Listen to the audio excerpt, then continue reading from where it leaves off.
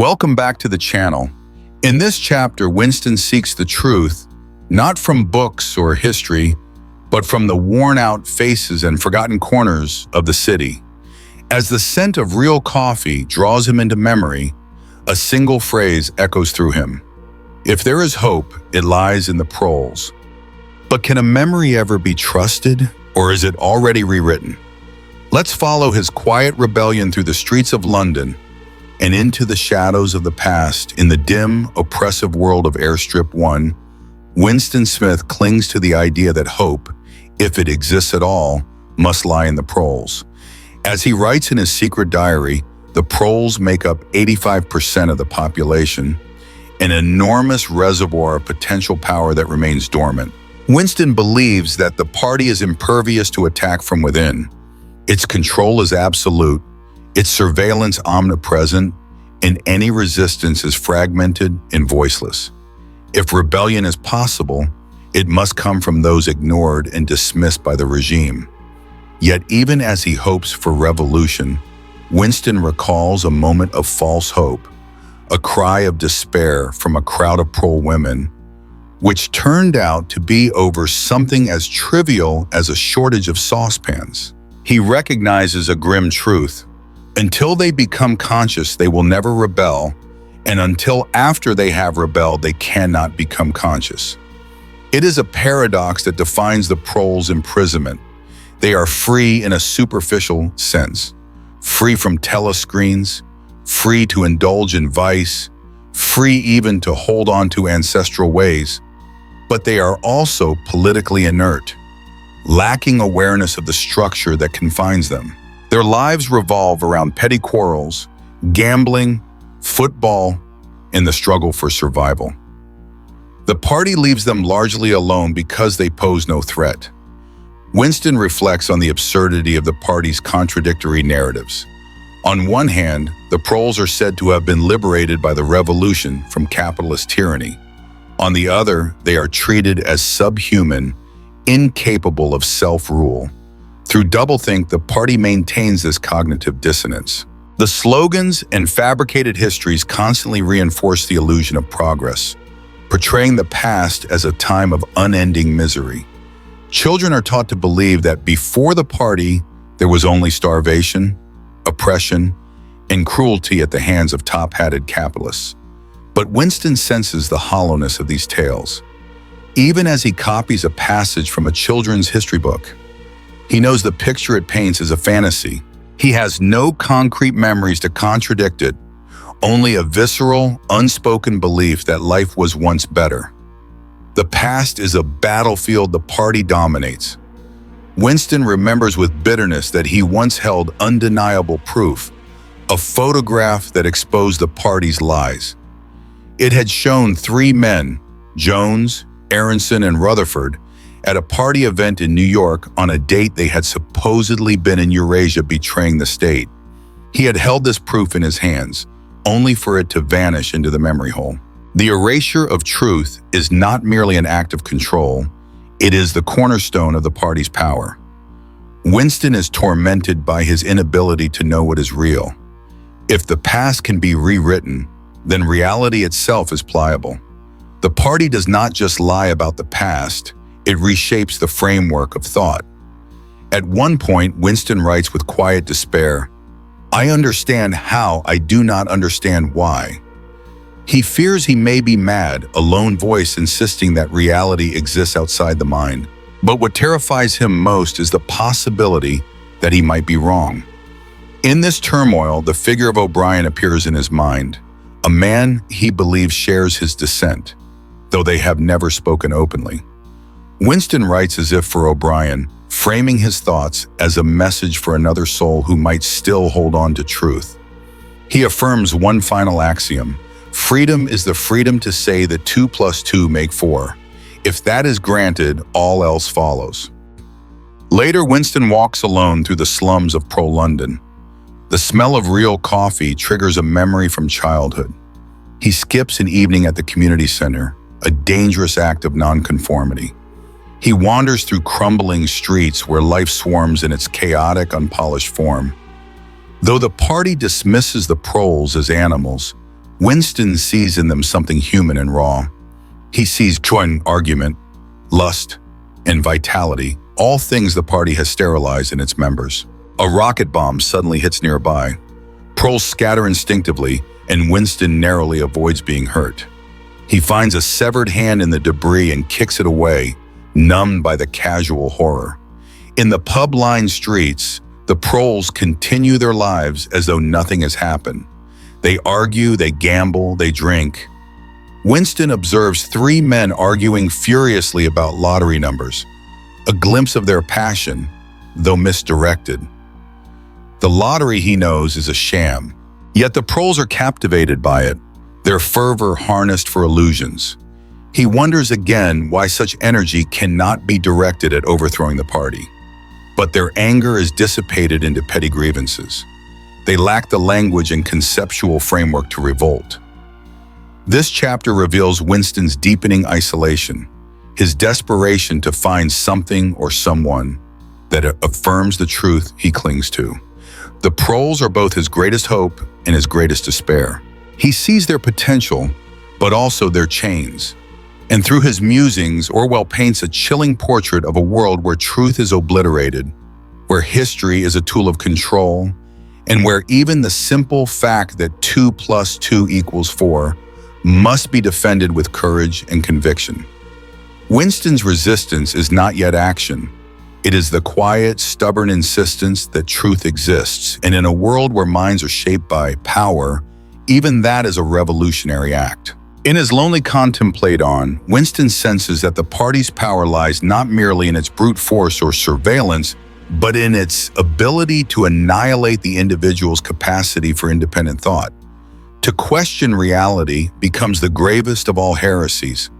Yet even while the party commands people to deny the evidence of their senses, Winston's mind clings to truisms. He reminds himself that stones are hard, water is wet, and unsupported objects fall.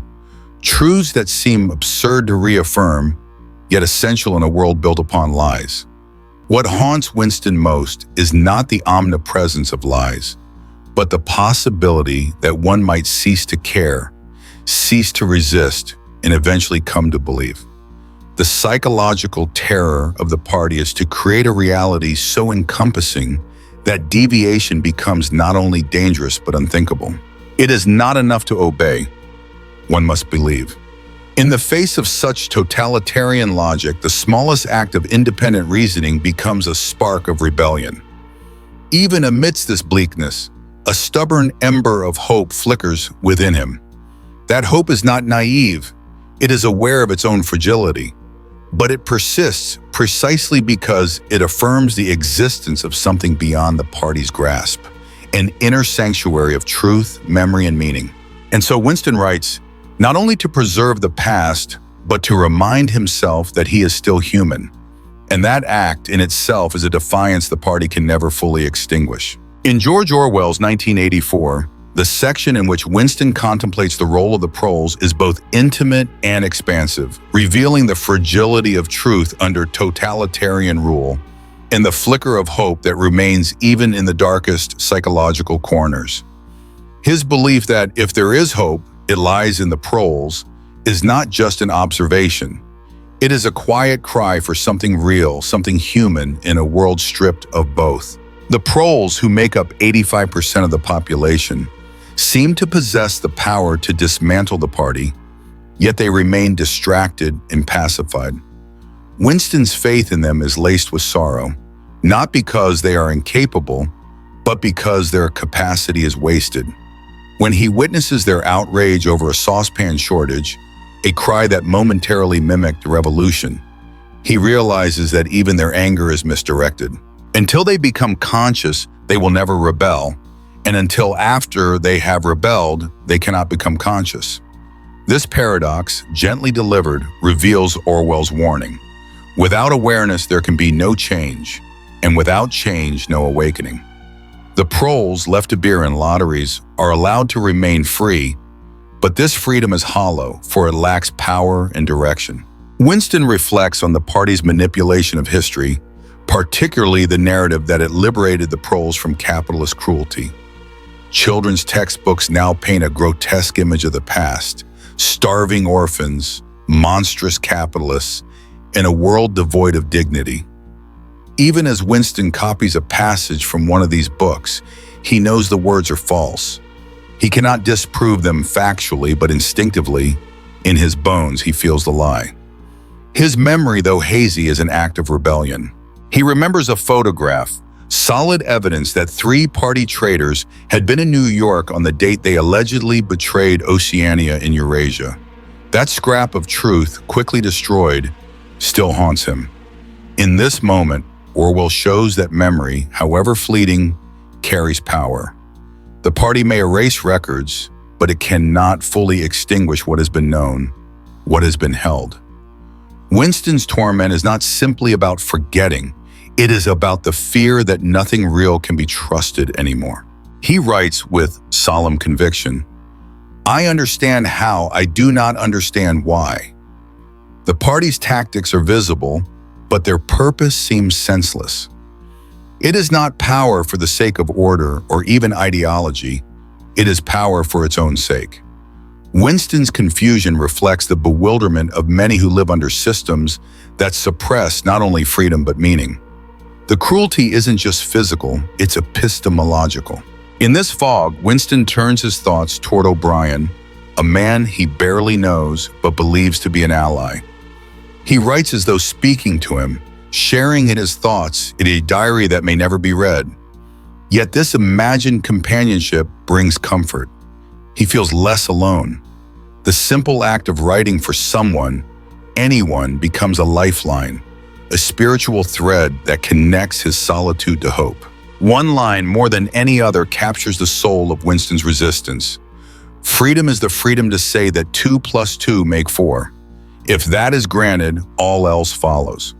In a world where facts are altered and truth is liquid, insisting on the obvious becomes radical. Orwell isn't just talking about arithmetic. He's reminding us that sanity begins with acknowledging reality. It is a whisper of defiance against the party's most essential command: to reject the evidence of your senses. This simple truth, affirmed by Winston, reminds us that when all else is lost, holding on to the basic truths is an act of profound courage. As he wanders through the slums of pro-London, Winston becomes more reflective.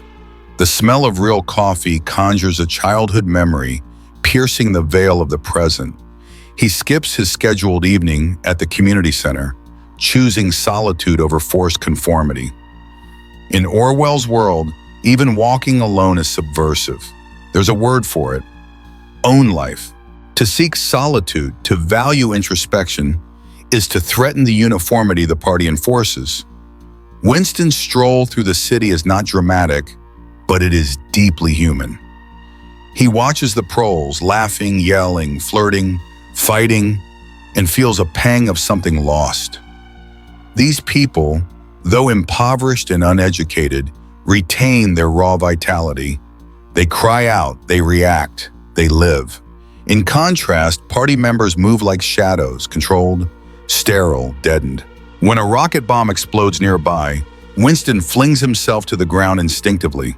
Moments later, he sees a severed hand on the pavement and kicks it into the gutter. Not out of malice, but because horror has become ordinary. Life goes on.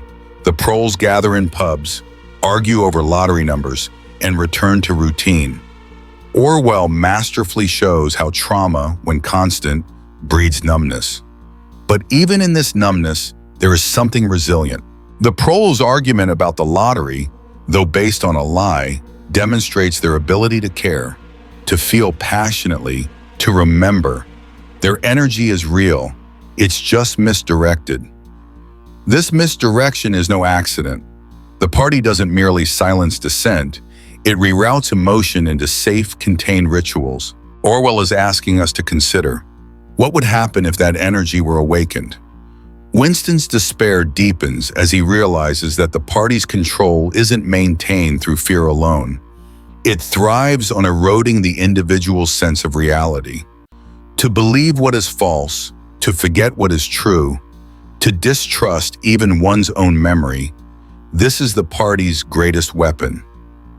What makes this so terrifying is not only the loss of freedom, but the loss of self. Winston's fear is not simply a punishment, it is of becoming someone who believes the lies. What haunts him, Orwell implies, is not that they might kill him, but that they might be right. This is the chilling brilliance of Orwell's vision. The true danger of totalitarianism is not that it forces submission, but that it erodes the soul until submission feels natural. Yet even in this bleak landscape, a tiny ember of resistance glows. Winston believes in the existence of truth. He believes in his own memory. He remembers the photograph. He remembers the feeling that life was once different. And even if no one else shares that memory, he holds it close. His belief in reality, however quiet, however private, is an act of survival. Orwell gently asserts that this too is rebellion. Not every revolution is loud. Some are written in the pages of an unseen diary, some whispered in the dark, some carried silently in the mind. And sometimes that is enough to begin. In Winston's defiance, there is a message that stretches beyond the confines of fiction. Orwell invites us to reflect on the small truths we must protect. The ability to say 2 + 2 = 4, the right to remember, the courage to walk alone, all of these are forms of freedom. And in a world where those freedoms are under threat, recognizing them becomes essential. 1984 does not merely warn us about dictatorship, it reminds us of the sacredness of truth. Through Winston, we learn that even when reality is twisted and language is weaponized, the human spirit has the quiet strength to endure. From this reflection, we draw a deeply personal lesson. Never underestimate the power of remembering what is true, even if no one else believes you. Never let go of the evidence of your senses. Never forget that freedom often begins with a whisper, not a scream. And above all, protect the space within you where reality can still live. In Orwell's world, and in ours, that space is where hope is born. Continuing with the same gentle, reflective tone and maintaining the cohesive narrative, let us delve deeper into the emotional, philosophical, and moral implications of Winston's inner resistance and Orwell's broader message. Winston's solitude is not just a physical state, it is a spiritual condition. He walks through crumbling alleyways, listens to the quarrels and laughter of the proles, watches the flicker of life in their weary eyes, and senses something he no longer recognizes in himself: authenticity. It is not enlightenment that the proles possess, but unfiltered being. Their emotions are real, even if misdirected. They grieve for lost saucepans, but not for lost liberties. They fight over lottery numbers, but not over truth. Yet in their chaotic, flawed existence, there is a form of integrity that the party's sterile, emotionless machinery lacks. Winston longs for that kind of reality, a life where feelings aren't orchestrated and instincts are not suspect. He knows that the proles could change everything if only they knew it, but they do not. And so they remain, as he observes, free and human, yet unawakened. This vision is laced with both hope and despair. Orwell isn't offering a solution, he's offering a mirror. The question is left hanging. What does it take to awaken a population that has been lulled not by fear, but by forgetfulness? Winston's insight is as heartbreaking as it is true. People can survive cruelty, but they rarely rebel against what they have accepted as normal. And when the manipulation is so subtle, so pervasive, the line between choice and conditioning blurs. This is where Orwell strikes hardest, not with a hammer of ideology, but with the needle of quiet realization. The control that destroys rebellion is not the whip, but the whisper that tells you rebellion is pointless. In the silence of his own thoughts, Winston begins to understand that the true horror of the party lies not only in its brutality, but in its success at making people doubt their own reality. When truth is dismantled, when memory is suspect, when words themselves are twisted, resistance becomes not just dangerous, but unintelligible. The heresy of heresies was common sense. Orwell writes through Winston, and this is perhaps the deepest cut of all, that to be sane in a mad world is the greatest act of defiance. Winston clings to basic truths, not because they are revolutionary in themselves, but because they anchor him. Stones are hard, water is wet, he tells himself, not as facts to be debated, but as reminders that the world is still real, that some things cannot, must not be rewritten.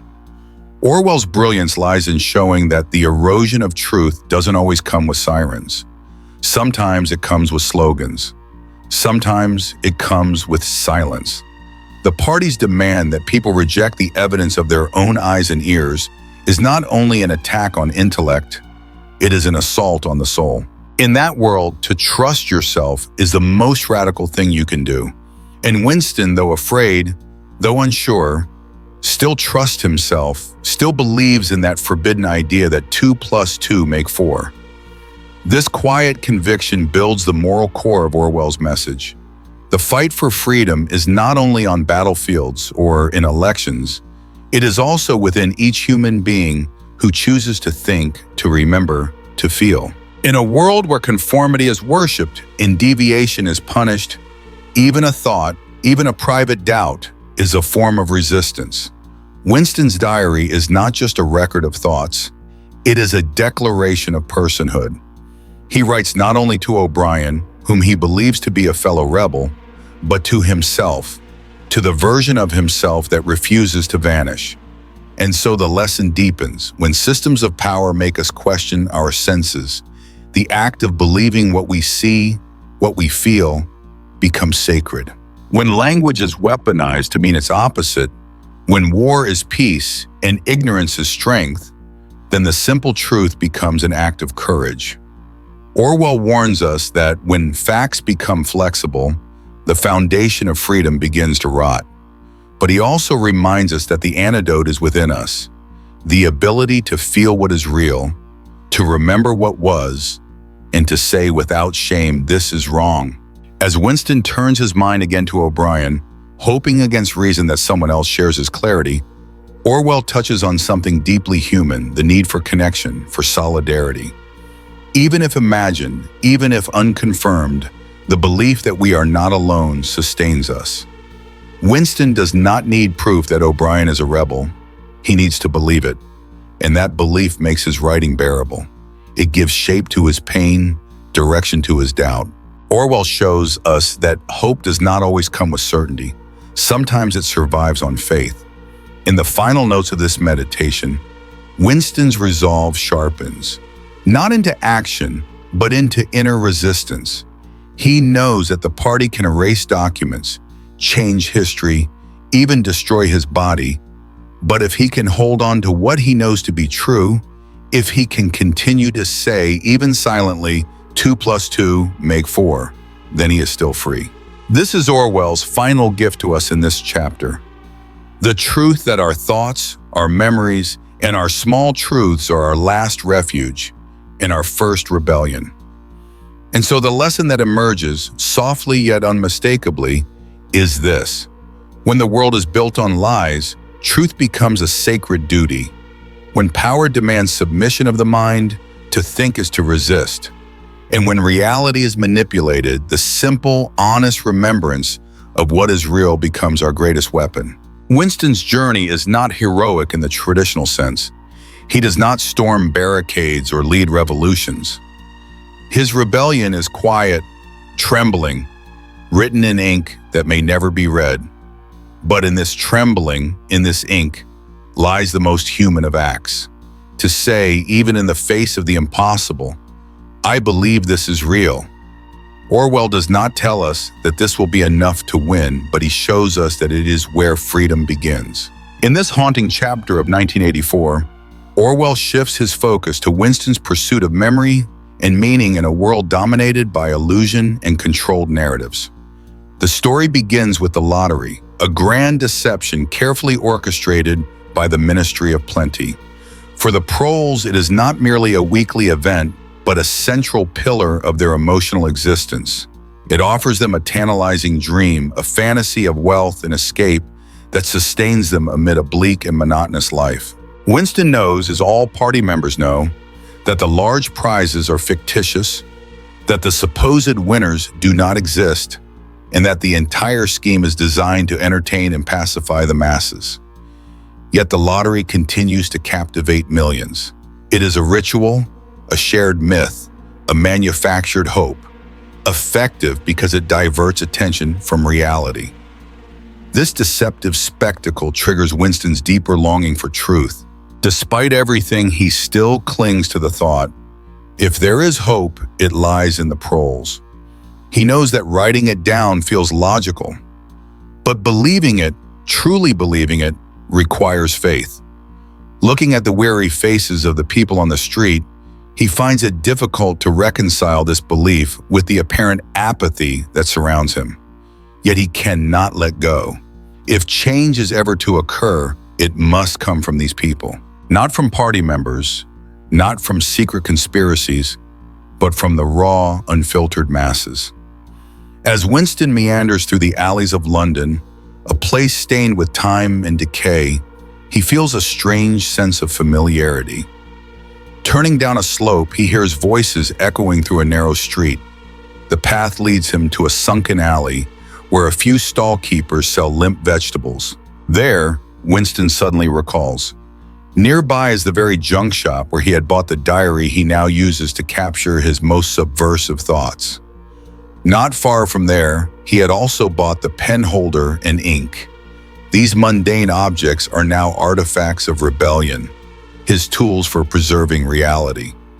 At the top of a stairwell, Winston notices an old pub across the alley, its dusty windows hiding whatever lay within. As he watches, an elderly man with a hunched back and bristling white mustaches pushes open the door and enters. The sight stops Winston in his tracks.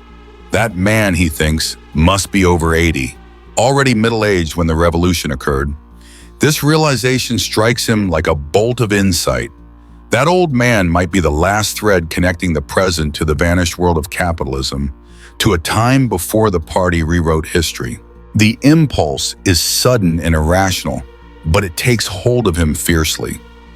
Winston decides to follow the man. He will go into the pub and speak to him. He will ask, "Tell me about your life when you were young. Were things better then or worse?" It is a mad idea, perhaps even a dangerous one. Talking to proles is not illegal, nor is entering their pubs, but such actions are highly unusual.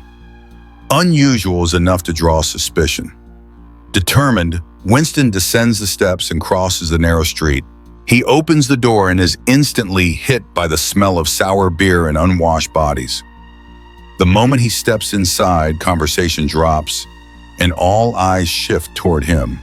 The game of darts at the far end of the room halts. Everyone takes notice of his party uniform, blue overalls that mark him as someone different, someone to be watched. At the bar, the old man is in the middle of a minor altercation with the barman, a younger man with a large frame and thick forearms. A group of men stand nearby, drinks in hand, watching the exchange. The old man, full of indignation, demands a pint. The barman, unfazed, insists they only serve in liters and half-liters. A conversation unfolds that is both comical and sad, a tug of war between different worlds. The old man clings to the idea of a pint not just as a measure of beer, but as a symbol of a time that made sense to him. The barman scoffs, saying, "When you were a young man, we were all living in the treetops." Laughter ripples through the room. The tension caused by Winston's entrance seems to dissipate. Seizing the opportunity, Winston approaches the old man and offers to buy him a drink. The old man accepts graciously and demands his pint of wallop. They take a seat by a window, away from listening ears. Winston notes with relief that there is no telescreen in the room. The conversation begins, casual at first. The old man laments the changes in beer, how it once tasted better and cost less. He struggles to recall which war he refers to when talking about the past. "It is all wars," he says vaguely. Winston presses on. He gently brings the conversation toward the subject that haunts him, the past. He wants to know what life was like before the revolution. The official party narrative speaks of a time of horror, poverty, oppression, and merciless capitalists. People lived in squalor, children went without shoes, workers toiled 12-hour days, and a privileged elite lived in luxury. But was it true? Winston hopes the old man can provide a real answer. At the mention of top hats and motor cars, the old man brightens. He recalls wearing a top hat once for a funeral years ago. He talks about lackeys and chuckles at the memory of political speeches he once heard at Hyde Park. These fragments of memory delight him, but they offer little clarity.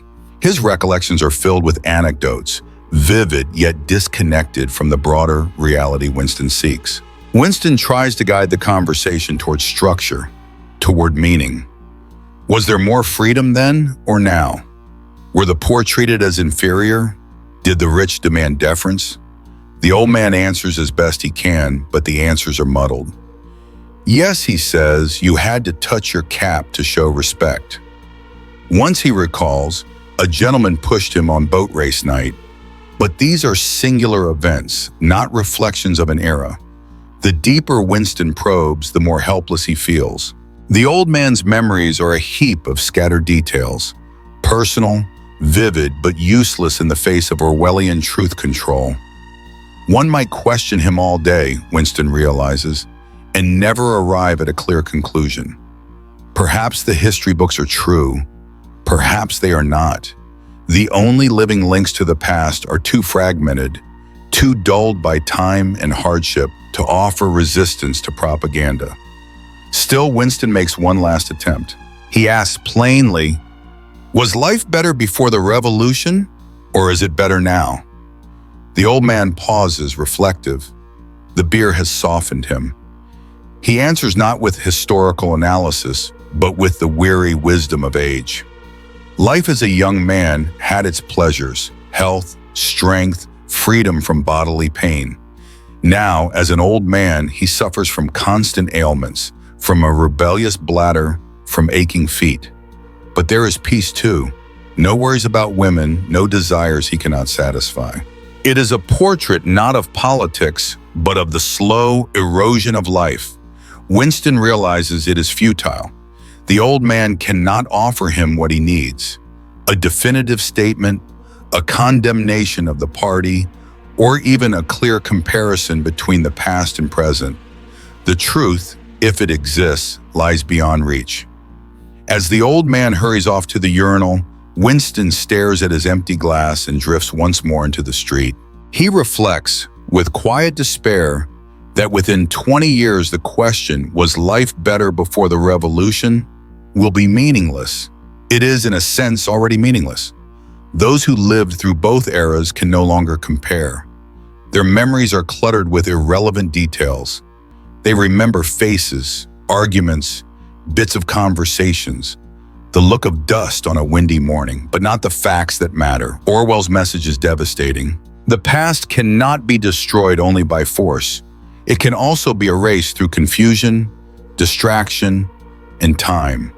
A lie repeated often enough becomes accepted, not because it convinces, but because memory fails. The party knows this. It does not need to prove its version of history.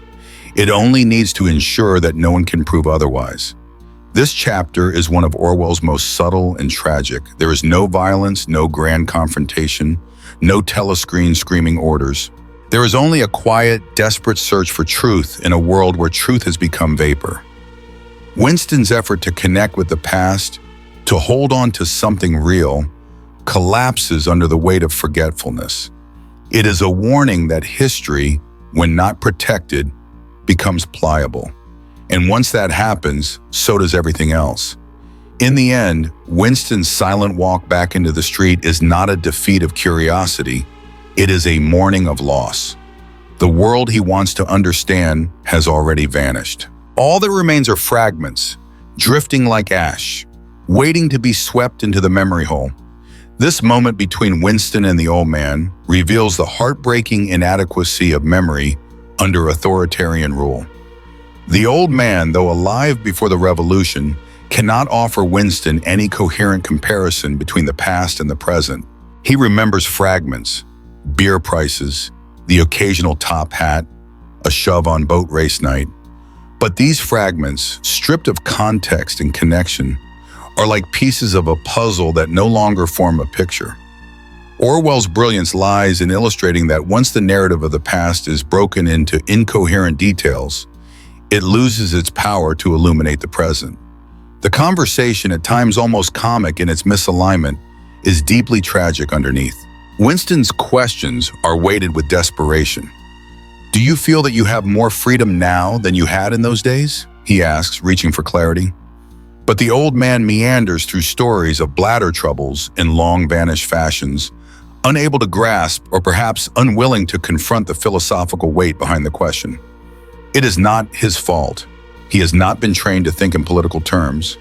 And that, Orwell suggests, is exactly what makes the proles so manipulable.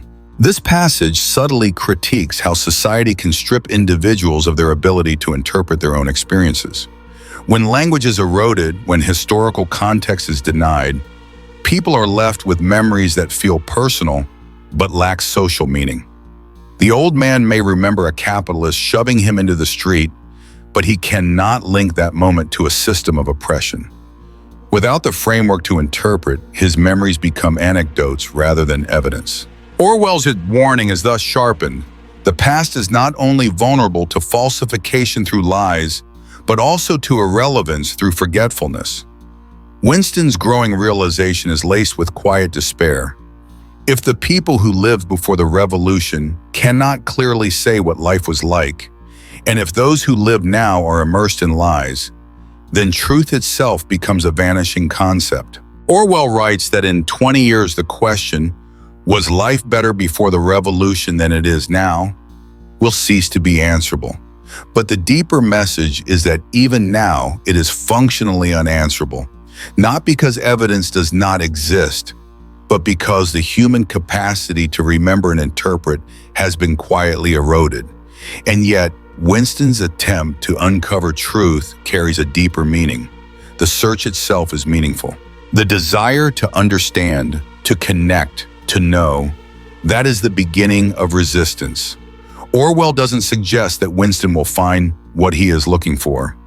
But the very fact that Winston still wants to know means he has not yet surrendered to the party's total dominance. This reinforces a central idea of Orwell's work, that rebellion often begins as an inner act, not a public gesture.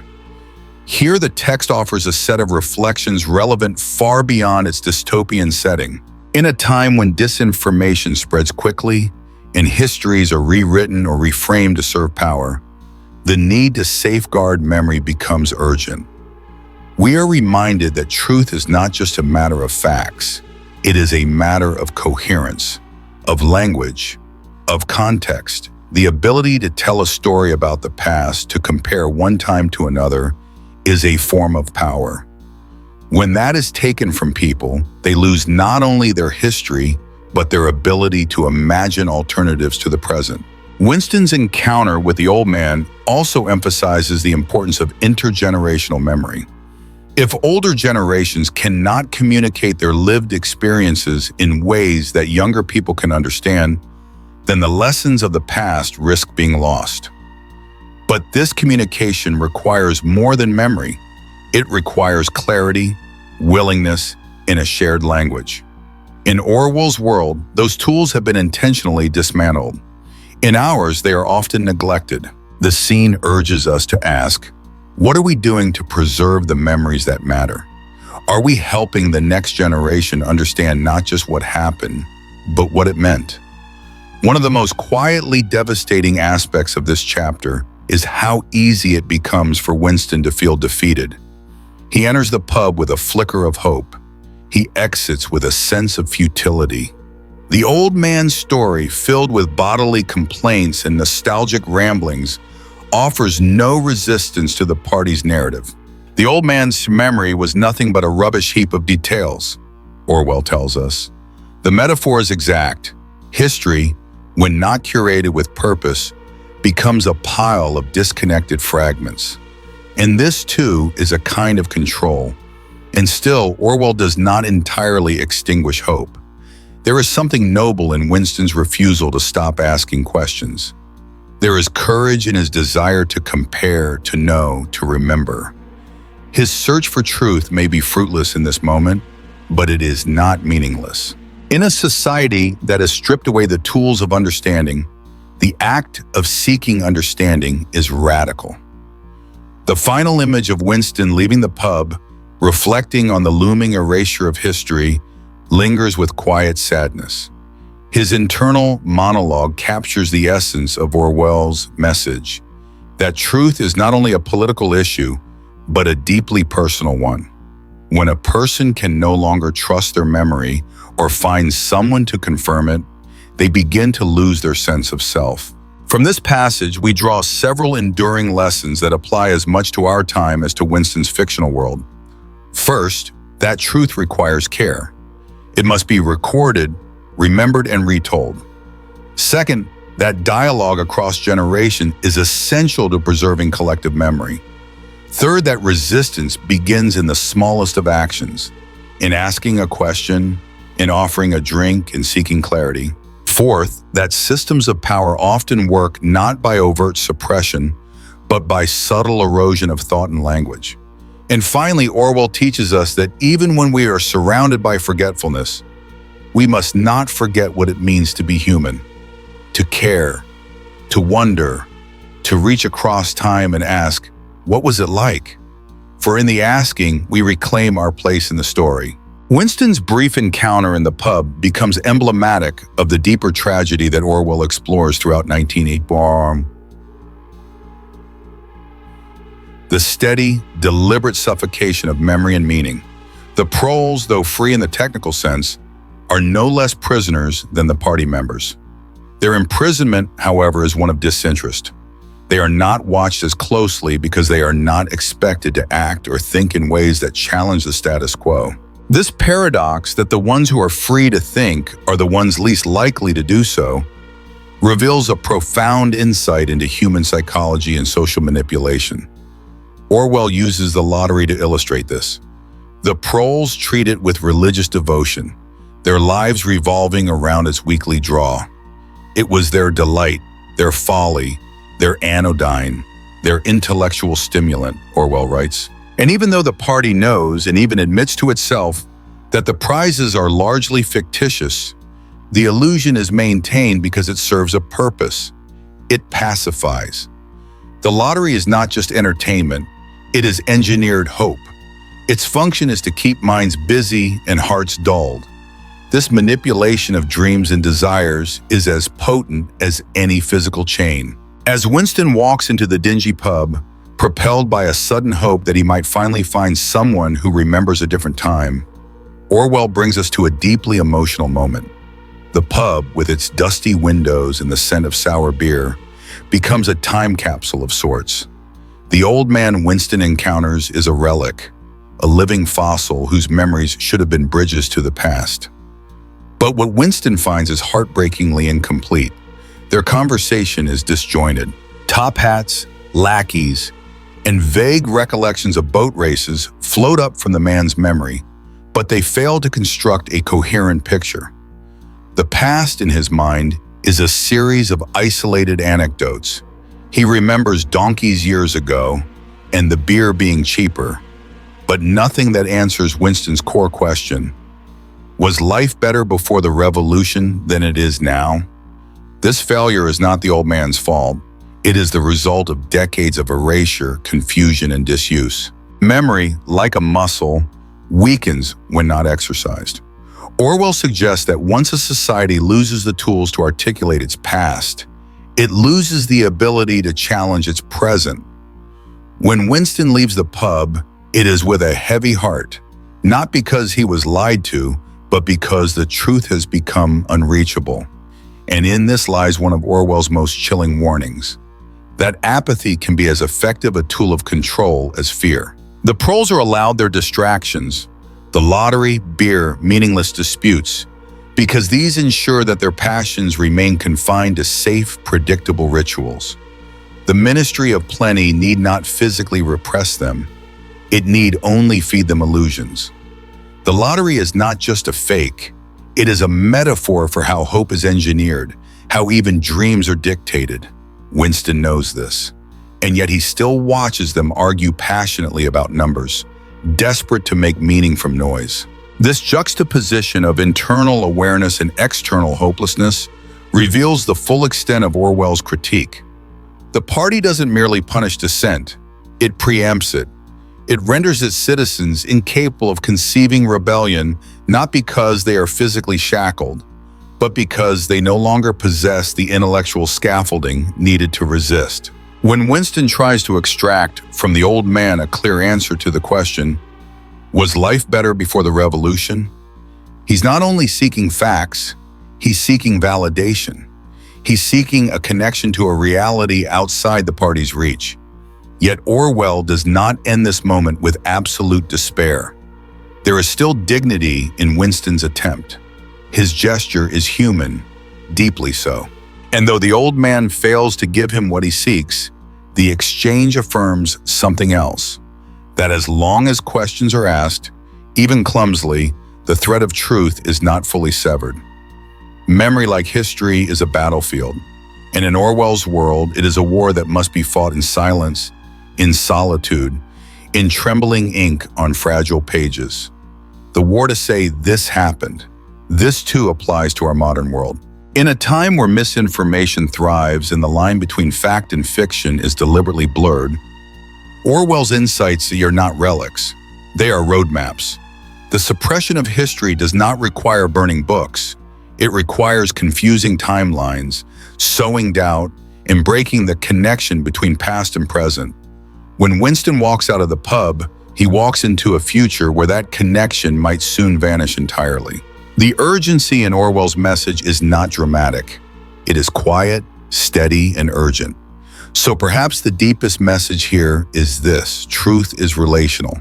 It exists not merely as data or evidence, but in our shared ability to remember, to recount, and to compare. The party fears that ability, and rightly so, because to remember is to resist. To pass on stories is to defy oblivion. To ask an old man about top hats and lackeys may seem trivial, but it is in a quiet way revolutionary. And in that soft-spoken rebellion lies the fragile, stubborn pulse of freedom. In Winston's journey through this chapter, Orwell subtly redefines what it means to fight for truth. It's not just in bold resistance or open defiance, but in preserving one's ability to ask questions, to examine contradictions, to seek clarity amid confusion. It is a fight waged not on streets, but within the folds of conscience. The party hopes to convince its citizens that asking these questions is futile, that the past is gone, that nothing ever existed outside its doctrine. But Winston, through his questions, shows otherwise. Perhaps I have not made myself clear, he says again and again, not to persuade, but to bridge the chasm between knowledge and understanding. And from this, we are offered one final reflection, that freedom is not given, it is remembered, protected, and chosen. Even when there is no one to confirm it, even when the facts have been burned and the witnesses silenced, the quiet conviction in one's mind that something once was, that it mattered, and that it still matters can stand against the machinery of control. It may not undo tyranny, but it keeps the soul intact.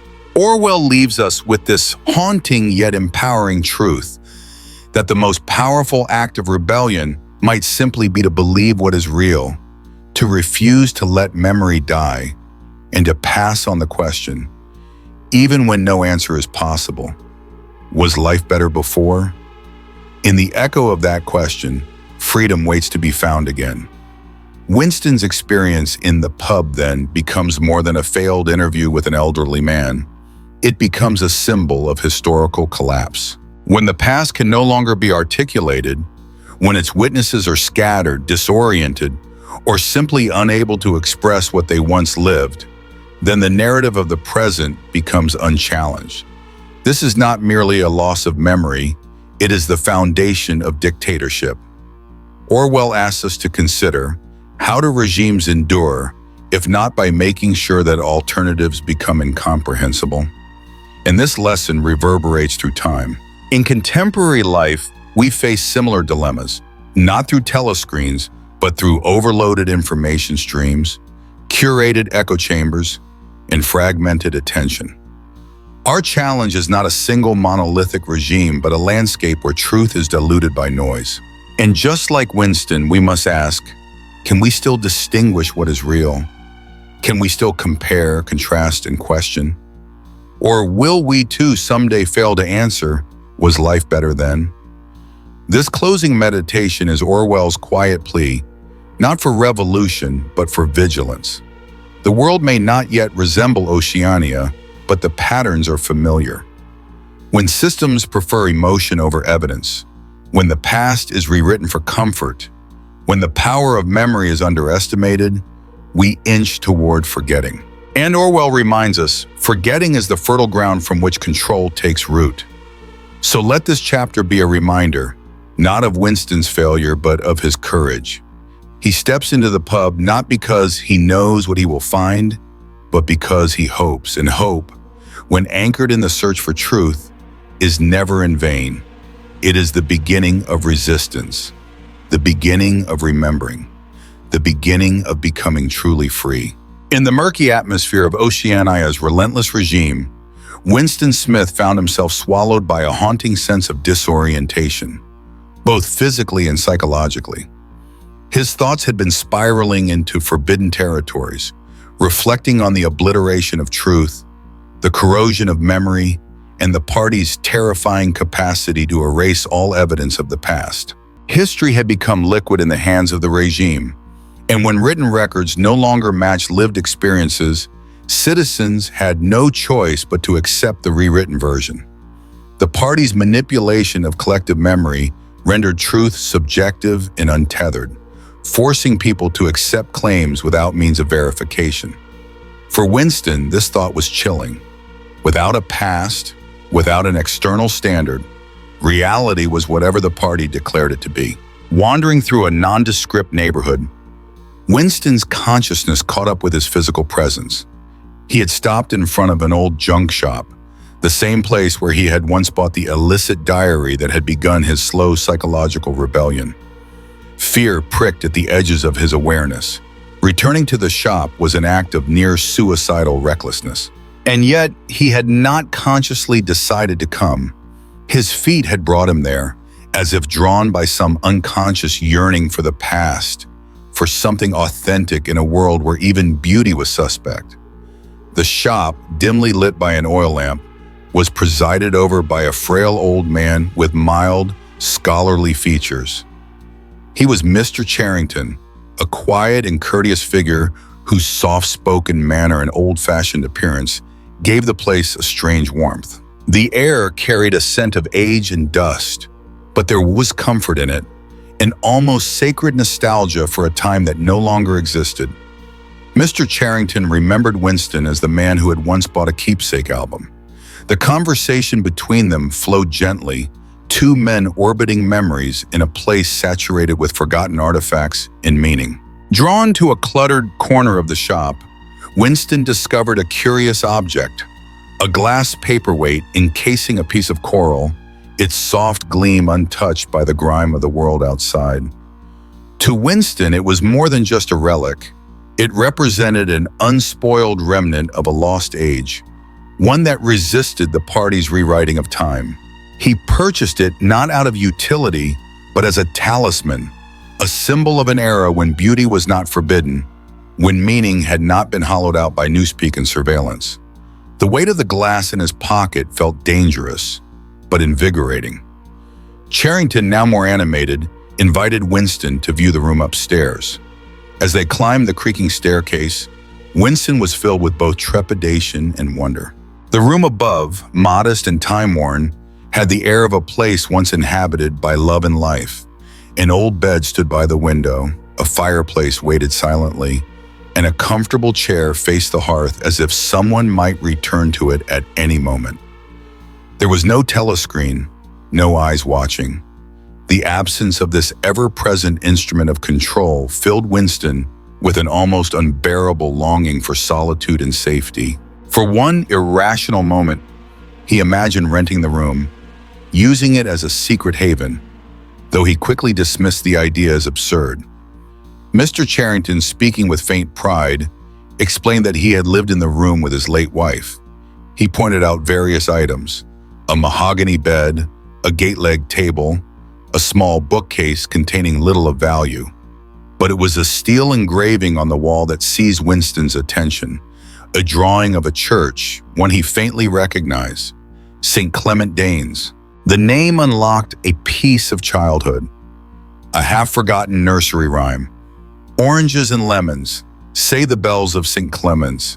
Charrington recited the lines with a quiet nostalgia, describing a game once played by children long before the party's rise.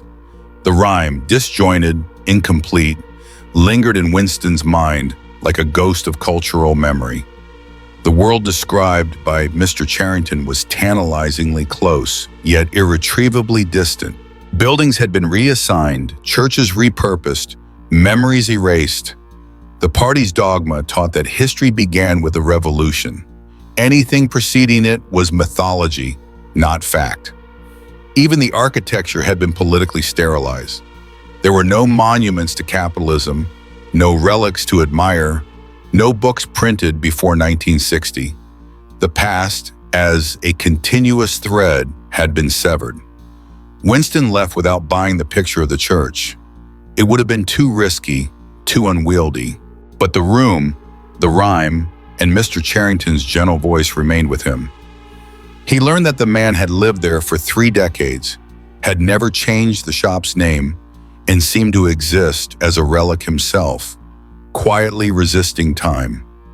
As Winston descended the stairs, the rhyme rang in his mind like a bell through fog. You owe me 3 farthings, say the bells of St. Martin's. The music of the lost London, its culture, its innocence, echoed in his consciousness, painfully vivid and yet unreachable. No sooner had he stepped back onto the street than fear gripped him. The girl from the fiction department, she of the dark hair and suspicious glances, was walking toward him. She passed him without a word, but looked directly at him. It could not have been coincidence. The street was obscure, far from any logical path a party member would take. She had followed him. Panic surged through Winston, the glass weight in his pocket now feeling like a stone of guilt. For a moment, he imagined pursuing her, striking her down with the paperweight, but the thought passed quickly. The act was impossible, not only because of the risk, but because his body was already succumbing to fear. A dull ache throbbed in his belly. He wandered aimlessly, the streets foreign, his sense of direction evaporated. When he finally turned back, the girl was long gone. The walk home was agonizing. He ached. He sweated. The fear lodged deep within him, not only of the girl, but of what she represented, the inevitable consequence of thought crime. He imagined being dragged away in the night, tortured, broken, executed. And yet, even knowing the certainty of his fate, he could not stop himself from rebelling, at least internally. Back in his flat, he drank deeply of the harsh, acrid Victory gin. The telescreen blared a patriotic song, its sharp female voice a rasp in his ear. He took the diary from its hiding place, but hesitated before writing. The very act of recording his thoughts, even in vague defiance, was dangerous. But remaining silent, suppressing all reflection, was equally suffocating. He thought of O'Brien, the mysterious figure in whom Winston had invested silent hope. O'Brien had said, "We shall meet in the place where there is no darkness." Winston clung to the phrase like a prayer.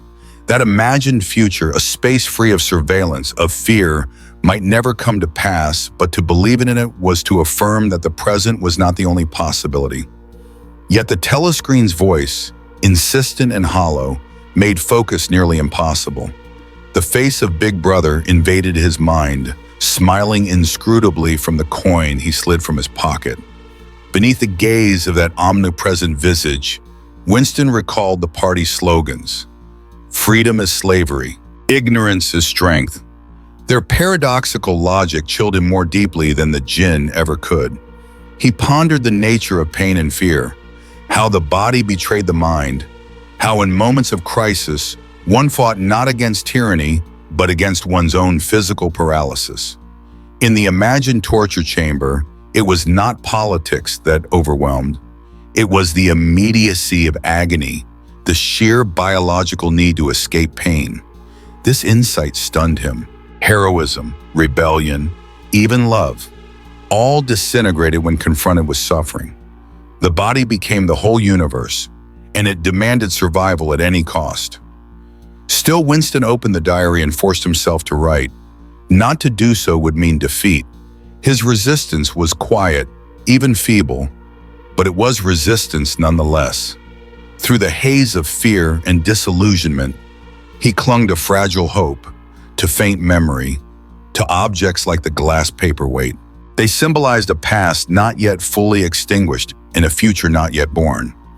And somewhere in that suspended space between the forgotten bells of St. Clement's and the imagined light where there is no darkness, Winston Smith continued to exist.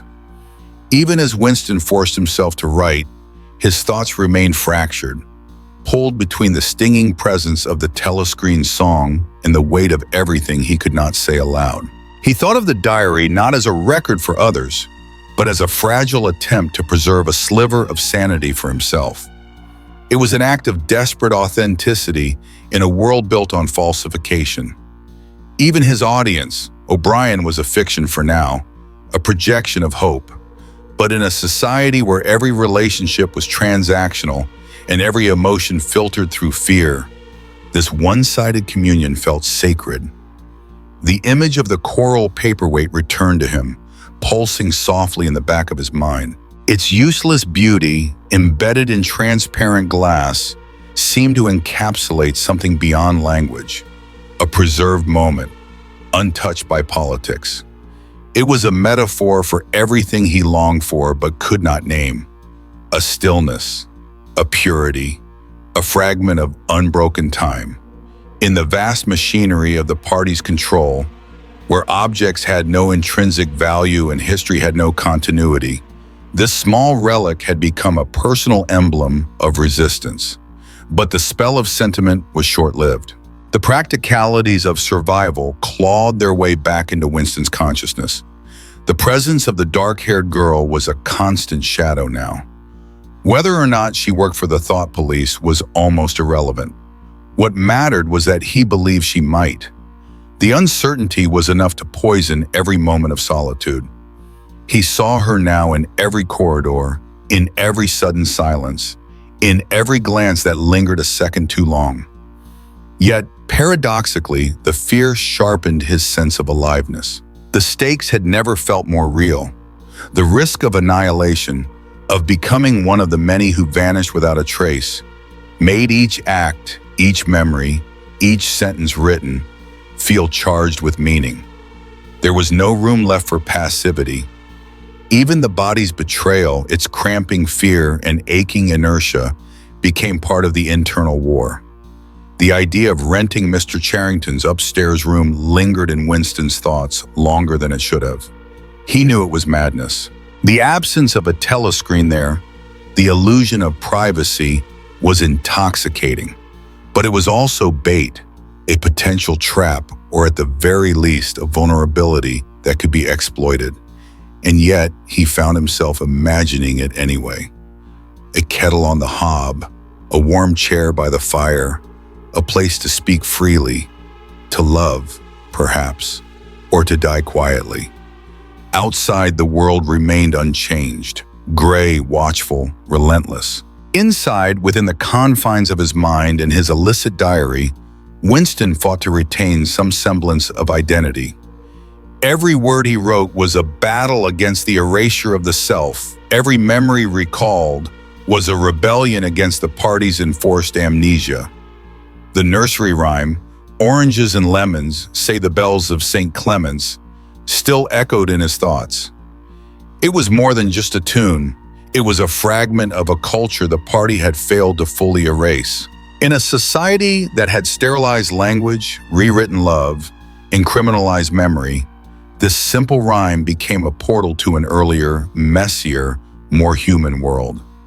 Winston clung to it, even as he understood that it might someday be used as evidence against him. He imagined returning to the junk shop, purchasing the print of St. Clement Danes, collecting these scraps of beautiful rubbish until he had built himself a shrine to the past. The fantasy was brief but potent. It reminded him that rebellion was not always loud or violent. Sometimes it was a whisper, a song, a memory kept intact. But Winston also knew that none of this would protect him. Not the diary, not the paperweight, not even the imagined solidarity with O'Brien. He had already committed the ultimate crime. He had allowed himself to think, to question, to feel. And in Oceania, that was enough to condemn him. His fate was sealed the moment he began to doubt, the moment he began to remember. Still he wrote, still he remembered, still he hoped, because somewhere in a place where there is no darkness, he believed he might one day be free. In this deeply evocative passage from 1984, Orwell delivers more than just a moment of tension. It becomes a meditation on memory, fear, and the fragile forms of resistance that can survive even under the weight of tyranny. Winston Smith, walking the blurred line between rebellion and submission, finds himself drawn not by logic but by a deeper, unconscious yearning toward a place that once held meaning. The old junk shop where he had first purchased his diary. This return, unplanned and dangerous, reflects a human truth, that beneath our learned fears, the soul seeks authenticity. The junk shop, lit dimly and filled with remnants of the past, becomes more than just a location. It becomes sacred ground where memory breathes. Here, Mr. Charrington's soft-spoken manner and artifacts of another time offer Winston something the party cannot erase, a connection to what was once real. The discovery of the glass paperweight, with its encased coral, becomes symbolic not only of beauty, but of timelessness, untouched by the mechanisms of control. It was a metaphor for everything he longed for but could not name, Orwell writes, and in that sentence lies the heart of Winston's rebellion. The longing not just for freedom, but for stillness, for unbroken continuity in a world of fragmented truths.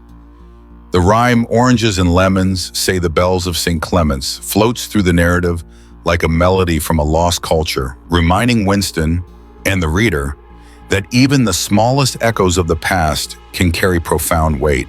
Yet this fragile moment is shattered when Winston encounters the dark-haired girl, a figure who embodies his growing paranoia. Her sudden appearance reminds him that beauty and memory, while precious, are dangerous. His instinct to destroy her is not born of cruelty, but of fear, a fear that silences not just words but movement. Orwell captures this with aching clarity. In moments of crisis, one is never fighting against an external enemy, but always against one's own body. This insight reframes the nature of resistance, not as a battle with others, but as a struggle to act, to stay awake, to choose. When Winston returns home, trembling and exhausted, he opens his diary. Though the telescreen screams, though the world demands obedience, he writes. That act, though quiet and seemingly futile, becomes a declaration of identity. The imagined figure of O'Brien in the phrase, "We shall meet in the place where there is no darkness," keep hope alive, even when that hope exists only in the mind. The coral paperweight, now resting in his pocket, remains as a silent witness to his longing for a world not yet destroyed. Orwell reminds us that resistance can be small, delicate, found in a rhyme, a memory, a glass object on a shelf. The true enemy is not always the external regime, but the slow erosion of self-belief. And so, Winston writes, he remembers, he hopes, because even in a world where truth is banned and beauty is suspect, the heart still listens for the bells of St. Clement's. And in that listening, something human remains. As Winston cradles his diary in silence, a chilling truth settles in.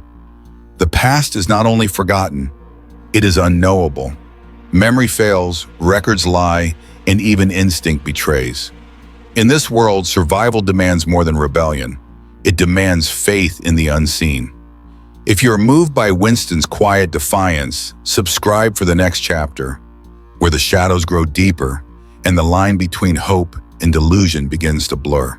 Leave your thoughts in the comments. Do you believe the past can ever truly be erased?